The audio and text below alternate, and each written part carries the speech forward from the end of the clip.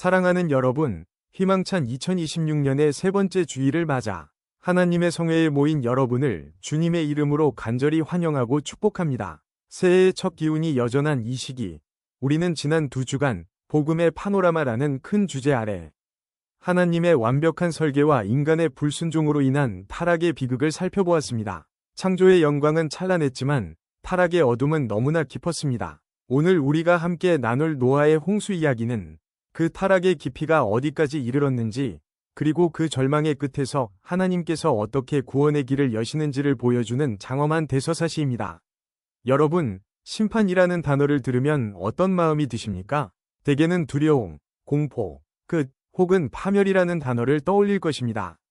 하지만 성경이 말하는 심판은 단순히 파괴를 위한 것이 아닙니다. 오히려 그것은 더러워진 세상을 씻어내고 다시 시작하시려는 하나님의 거룩한 고통이며 죽어가는 인류를 건져 올리시려는 강력한 구속의 위지입니다. 심판은 끝이 아니라 새로운 창조를 위한 거룩한 산고와 같습니다. 우리가 살아가는 2026년의 현실도 때로는 홍수처럼 우리를 덮쳐옵니다. 인공지능과 급변하는 기술의 급류, 정보의 범람 속에서 겪는 불확실성의 홍수, 그리고 우리 영혼을 은밀하게 잠식하는 세속적 가치관의 홍수가 우리를 집어삼키려 합니다. 어디로 가야 할지, 무엇을 붙잡아야 할지 모르는 영적 표류 상태에 놓여 있지는 않습니까? 오늘 본문은 인류 역사상 가장 거대한 심판의 현장을 기록하고 있지만 그 참혹한 비바람 속에서도 성경은 우리에게 한 척의 배, 방주를 주목하게 합니다. 그리고 그 방주를 통해 심판 너머에 있는 하나님의 본심이 무엇인지를 들려줍니다. 오늘 말씀을 통해 인생의 거센 풍랑 속에서도 우리를 결코 포기하지 않으시고 구원의 방주로 인도하시는 하나님의 놀라운 구속의 은혜를 깊이 만나는 시간이 되기를 간절히 축원합니다. 오늘 본문 6장 5절은 당시 세상의 상태를 이렇게 증언합니다. 여호와께서 사람의 죄악이 세상에 가득함과 그의 마음으로 생각하는 모든 계획이 항상 악할 뿐임을 보시고. 여러분, 여기서 가득하다는 말은 단순히 죄가 좀 많다는 뜻이 아닙니다. 마치 물이 컵에 찰랑찰랑 넘치듯 더 이상 손 쓸 수 없을 만큼 죄가 온 땅을 뒤덮었다는 의미입니다. 히브리어로 하마스라고 표현된 이 상태는 단순히 도덕적 타락을 넘어 강포와 폭력이 일상이 된 세상을 뜻합니다. 당시 사회는 네피림으로 대변되는 힘의 논리가 지배하는 세상이었습니다. 강한 자가 약한 자를 억압하고 자신의 이름을 높이기 위해 타인의 생명을 수단으로 여기던 시대였습니다. 인간의 마음에서 나오는 모든 상상이 항상 악할 뿐이었습니다. 하나님의 형상을 닮은 인간이 이제는 악을 제조하는 공장으로 변해버린 것입니다. 이 광경을 보시는 하나님의 마음은 어떠하셨을까요? 6절은 우리에게 충격적인 고백을 들려줍니다. 땅 위에 사람 지으셨음을 한탄하사 마음에 근심하시고. 여기서 한탄과 근심으로 번역된 단어는 히브리어로 나함과 아차브인데 이는 부모가 자식의 타락을 보며 심장이 찢어질 듯 아파하는 비통함을 뜻합니다. 전지전능하신 하나님께서 후회하신다는 것은 지식의 부족함 때문이 아니라 사랑의 깊이 때문입니다. 하나님은 죄를 짓는 인간을 보며 분노만 하신 것이 아니라 그들이 잃어버린 원래의 영광을 보며 눈물을 흘리셨습니다. 하나님은 세상을 심판하기로 결정하시기 전 이미 그 마음이 십자가를 통과하는 것과 같은 극심한 슬픔을 겪으셨던 것입니다. 심판은 하나님의 변덕이 아닙니다. 죄를 용납할 수 없는 하나님의 공의와 죄인을 그대로 두면 영원히 멸망할 수밖에 없기에 그들을 씻어내야만 하는 하나님의 사랑이 충돌하며 빚어낸 거룩한 결단입니다. 이 어두운 심판의 서막 한가운데서 보석처럼 빛나는 한 구절이 등장합니다. 8절입니다. 그러나 노아는 여호와께 은혜를 입었더라. 세상 모든 사람이 자기 욕망을 따라 살며 심판을 향해 달려갈 때 노아는 하나님의 시선이 머무는 곳에 있었습니다. 노아가 남들보다 특별히 대단한 위인이었기 때문입니까? 아닙니다. 성경은 노아가 먼저 은혜를 입었다고 말합니다. 히브리어로 은혜, 는 굽어보다, 불쌍히 여기다라는 뜻입니다. 심판의 빗줄기가 쏟아지기 전 하나님의 은혜가 먼저 노아를 덮었습니다. 이것이 복음입니다. 우리가 무언가 잘해서 구원받는 것이 아니라 멸망받아 마땅한 우리 인생 속에 하나님의 은혜가 먼저 침투해 들어오는 것, 그것이 구속의 시작입니다. 하나님은 노아에게 방주를 만들라고 하셨고 노아는 그 말씀에 순종하여 무려 120년 동안 산 위에서 배를 만들었습니다. 120년은 세상의 비웃음을 견뎌내는 인내의 시간이자 한 사람이라도 더 돌아오기를 기다리시는 하나님의 눈물겨운 기다림이었습니다. 노아의 망치 소리는 단순한 노동의 소리가 아니라 세상을 향해 하나님의 마지막 호소였습니다. 돌아오십시오. 곧 비가 내립니다. 그러나 사람들은 노아를 광인 취급했습니다. 오늘날 우리도 마찬가지입니다. 세상의 조롱 속에서도 묵묵히 말씀의 방주를 짓는 노아의 망치 소리가 우리 삶에 울려 퍼져야 합니다. 비웃음을 견디며 묵묵히 방주를 짓는 그 순종이야말로 세상을 이기는 유일한 힘입니다. 하나님은 노아에게 방주의 구체적인 설계도를 주셨습니다. 이 방주는 히브리어로 테바라고 하는데 이는 돛도 없고 키도 없는 그저 물 위에 떠 있는 나무 상자입니다. 여러분, 방주에 키가 없다는 사실이 무엇을 의미합니까? 방향을 스스로 조절할 수 없다는 뜻입니다. 돛과 노가 없다는 것은 속도를 조절하거나 내가 원하는 곳으로 갈 수 없다는 뜻입니다. 이것이 방주가 가진 가장 깊은 영적 의미입니다. 구원은 내가 열심히 노를 저어서 도달하는 목적지가 아닙니다. 구원은 하나님의 거대한 은혜의 상자 안에 들어가 그분이 이끄시는 대로 내 인생을 맡기는 것입니다. 내 인생의 주도권을 내가 쥐고 흔들 때는 늘 불안과 사고가 끊이지 않지만 창조주께서 내 인생의 방향을 잡으실 때 우리는 가장 안전한 포구에 도달하게 됩니다. 방주의 설계에는 놀라운 영적 원리가 들어 있습니다. 방주의 길이, 너비, 높이의 비율인 30대 3은 현대조선공학에서도 인정하는 가장 안정적인 비율입니다. 거센 파도에도 결코 뒤집히지 않는 안정성을 최우선으로 설계된 것입니다. 또한 방주에는 창문이 옆이 아니라 위에 달려 있었습니다. 이는 밖에서 들려오는 비명과 심판의 굉음을 보지 말고 오직 위, 하나님만 바라보라는 뜻입니다. 사랑하는 여러분, 인생의 풍랑이 여러분의 삶을 덮칠 때 여러분은 어디를 보십니까? 나를 삼킬 듯이 달려드는 거대한 파도만 보고 계시지는 않습니까? 구속받은 성도의 특징은 거센 파도 소리 중에도 하늘의 창을 통해 들려오는 하나님의 음성에 귀를 기울이는 자들입니다. 방주 안에서의 생활을 한번 상상해 보십시오. 우리는 흔히 방주를 낭만적인 여행처럼 생각하지만 사실 그 안은 매우 치열하고 답답한 고립의 공간이었습니다. 수천 마리의 동물들이 내뿜는 배설물 냄새, 쉼없이 들려오는 짐승들의 울음소리, 그리고 1년이 넘는 시간 동안 밖을 내다볼 수 없는 폐쇄된 환경이었습니다. 노아의 가족들은 매일매일 동물들을 먹이고 돌보며 어둠 속에서 오직 하나님이 문을 열어주시길 기다려야 했습니다.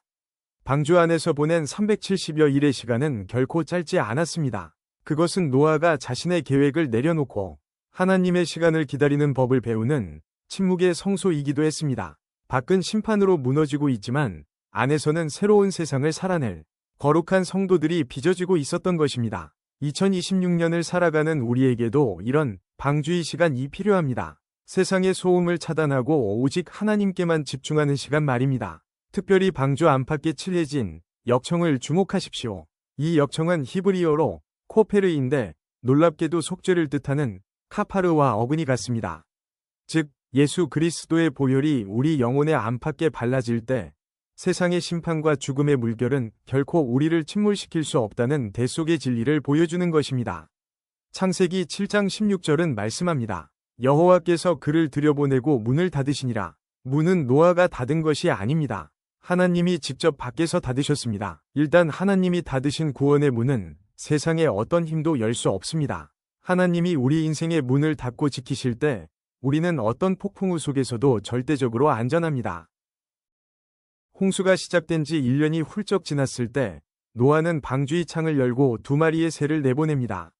먼저 나간 까마귀는 물이 마르기까지 땅에 내려앉지 못하고 공중을 떠돌았습니다. 이 까마귀는 죽은 사체를 찾아 헤매는 세상적 욕망 혹은 심판의 흔적에만 집착하는 옛 자아를 상징합니다. 구원받았다고 말하면서도 여전히 세상에 썩어질 것에 미련을 두는 우리의 모습은 아닙니까? 그러나 뒤이어 나간 비둘기는 발붙일 곳을 찾지 못해 다시 방주로 돌아왔고 두 번째 나갔을 때는 감람나무 새 잎사귀를 물고 돌아왔습니다. 이 작은 잎사귀 하나가 노아에게는 어떤 의미였을까요?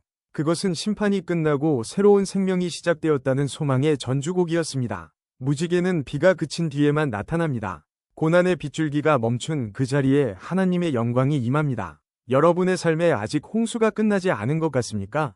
하나님은 이미 여러분을 위해 감람나무 새 잎사귀를 준비하고 계십니다. 비둘기가 전해준 소망처럼 성령님은 오늘도 우리 영혼에 새로운 생명의 소식을 물어다 주십니다. 마침내 방주에서 나온 노아가 가장 먼저 한 일은 무엇이었을까요? 그는 하나님께 제단을 쌓고 예배를 드렸습니다. 8장 20절은 노아가 여호와께 제단을 쌓고 번제를 제단에 드렸더니 라고 기록합니다. 심판 이후의 첫 번째 행동이 예배였다는 것은 우리에게 큰 도전을 줍니다. 구속받은 자의 첫 번째 본분은 나를 살리신 하나님을 높이는 것입니다. 폐허가 된 세상을 보며 절망하기보다 먼저 구원의 하나님께 제단을 쌓는 노아의 우선순위가 오늘 우리에게 필요합니다. 하나님은 그 예배의 향기를 받으시고 다시는 물로 세상을 심판하지 않겠다는 장엄한 약속을 주십니다. 그 약속의 증표가 바로 우리가 잘 아는 무지개입니다. 9장 13절에 보면 내가 내 무지개를 구름 속에 두었나니 이것이 나와 세상 사이의 언약의 증거니라 고 하셨습니다. 여러분, 여기서 무지개에 해당하는 히브리어 케셰트는 원래 화살을 쏘는 전투용 활을 의미합니다. 고대 근동에서 활은 승리자가 패배자를 처단할 때 사용하는 무기였습니다. 그런데 하나님께서 그 심판의 활을 구름 사이에 걸어두셨다고 말씀하셨습니다. 활의 방향을 보십시오. 활의 시위가 땅을 향하고 있습니까? 하늘을 향하고 있습니까? 하늘을 향해 굽어 있습니다. 이는 하나님께서 당신의 심판의 화살을 더 이상 인간에게 쏘지 않으시고 만약 심판이 필요하다면 그 화살을 하늘에 계신 당신 자신에게 쏘시겠다는 거룩한 선언입니다. 인간의 죄 때문에 화살을 맞아야 할 쪽은 우리인데 하나님께서 그 심판의 화살을 대신 맞으시겠다고 스스로를 관역으로 삼으신 사건, 그것이 바로 십자가입니다. 십자가는 하나님께서 우리 대신 그 심판의 화살을 몸소 받으신 사랑의 절정입니다. 노아는 방주에서 나온 직후에도 다시 포도주에 취해 실수하는 연약한 인간이었습니다. 인간은 변하지 않았지만 하나님의 약속이 그들을 덮은 것입니다. 무지개 언약은 네가 또다시 실패하고 넘어질지라도 나는 결코 너를 포기하지 않겠으며 나의 아들을 대신 희생시켜서라도 너를 반드시 구원해내겠다. 는 하나님의 일방적이고도 완벽한 사랑의 확증입니다. 인생의 비구름이 몰려올 때 기억하십시오. 무지개는 햇빛과 빗방울이 만날 때 생깁니다. 우리 인생의 고통이라는 빗방울 속에 하나님의 은혜라는 빛이 통과할 때 그곳에 가장 찬란한 언약의 무지개가 피어납니다. 말씀을 맺겠습니다. 사랑하는 여러분, 오늘 우리는 노아의 홍수를 통해 심판 너머에서 일하시는 하나님의 구속의 손길을 보았습니다. 세상은 죄로 가득하여 하나님의 마음을 아프게 했지만 하나님은 그 멸망의 현장 속에서 방주라는 피난처를 준비하셨고 무지개라는 영원한 소망을 우리에게 선물하셨습니다. 2026년 한 해를 살아가는 우리 앞에도 수많은 홍수가 기다리고 있을지 모릅니다. 경제적인 위기, 질병의 홍수, 관계의 파괴, 그리고 미래에 대한 막연한 두려움이라는 거센 물결이 우리를 삼키려 할 것입니다. 세상 사람들은 각자의 방법으로 구명보트를 찾으려 애쓰겠지만 성경은 오직 한 길, 방주이신 예수 그리스도를 가리킵니다. 그분 안에 머물기만 하면 우리는 안전합니다. 내 힘으로 인생의 방향을 잡으려 애쓰지 말고 나를 구속하신 주님께 인생의 모든 주권을 맡기십시오. 방주 안은 때로 어둡고 냄새나며 답답할 수 있습니다. 하지만 그곳은 하나님이 직접 문을 닫고 지키시는 세상에서 가장 안전한 장소입니다. 인생의 먹구름이 몰려올 때마다 하늘 높이 걸려있는 하나님의 활, 무지개를 기억하십시오. 하나님은 당신의 아들을 죽이시기까지 우리를 살리기로 결정하셨습니다. 그 사랑은 결코 변하지 않으며 결코 취소되지 않습니다. 심판받아 마땅한 우리를 구속하여 자녀 삼아주신 그 은혜의 무게를 깊이 묵상하며 살아봅시다. 우리가 비록 부족할지라도 하나님이 맺으신 그 언약은 영원히 신실합니다. 이번 한 주간 세상의 타락한 가치관에 휩쓸리지 말고 노아처럼 하나님의 은혜를 입은 자답게 살아갑시다. 방주의 창을 통해 하늘을 바라보며 우리 인생 위에 떠있는 언약의 무지개를 선포합시다. 실패한 우리를 다시 시작하게 하시는 하나님의 구속의 능력이 오늘 이 자리에 모인 모든 성도님의 삶과 가정 위에 무지개처럼 찬란하게 빛나기를 주님의 이름으로 간절히 축원합니다. 기도하시겠습니다. 사랑의 하나님, 우리를 예수 그리스도라는 방주로 불러주시니 감사합니다. 인생의 거센 풍랑 속에서도 구원의 문을 닫고 지키시는 주님만 신뢰하게 하소서. 우리 대신 심판의 화살을 맞으신 큰 사랑을 기억하며 언약의 무지개를 붙잡고 승리하는 한 주 되게 하옵소서. 우리를 구원하신 예수 그리스도의 이름으로 기도드립니다. 아멘.